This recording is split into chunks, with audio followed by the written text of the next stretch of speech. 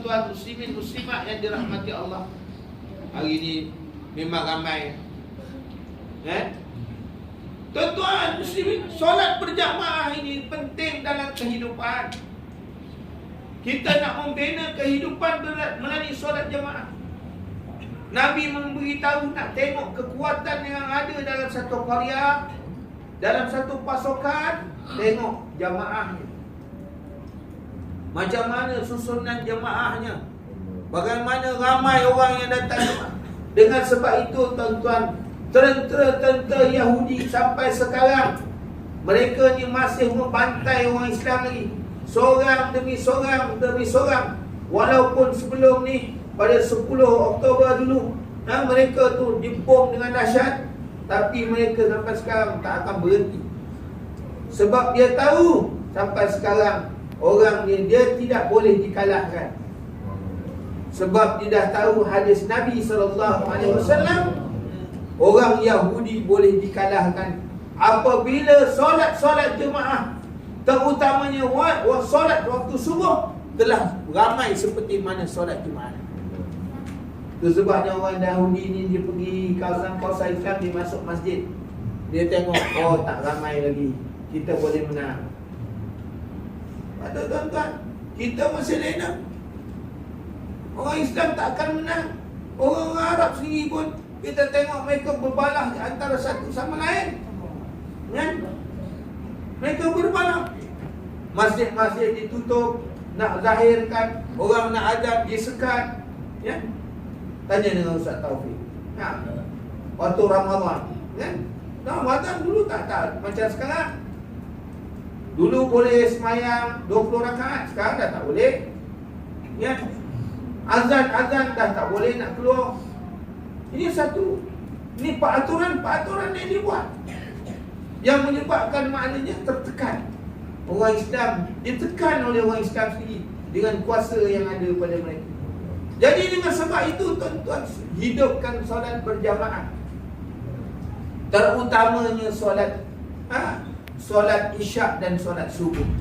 Kalau tak bolehlah zuhur, asar, maghrib, isyak, subuh, isyak dengan subuh dijaga tuan-tuan. Kan? Kenapa? Kerana Nabi SAW menyebutkan tanda-tanda munafik, iaitu orang yang malas dalam mendirikan solat isyak dan subuh secara berjamaah.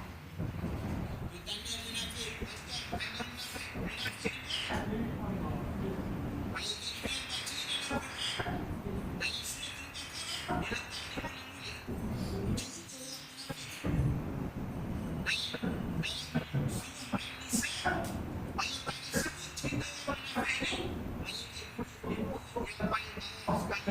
Nabi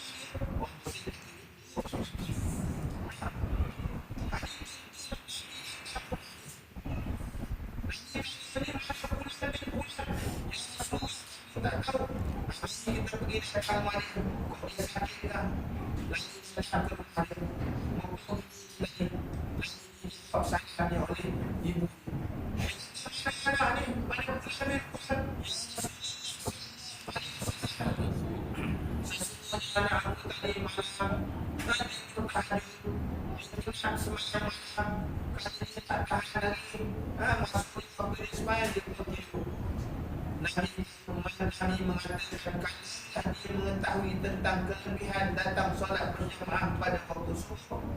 Nasi mengangkat pun dia tadi.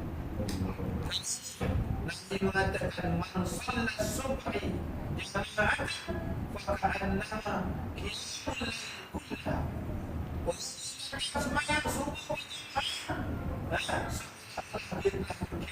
semalam malam.